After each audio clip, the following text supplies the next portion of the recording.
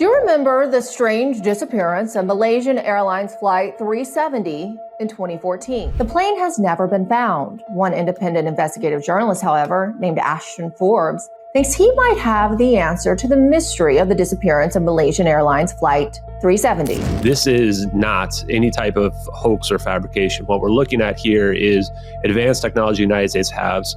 What it is equivalent to, if not exactly of, is warp drive. First of all, Tesla was right. There is potentially an extra dimension that our reality is painted onto, and if we can crack through that, then we can unlock essentially unlimited negative energy, which is exactly what is needed for a wormhole to occur.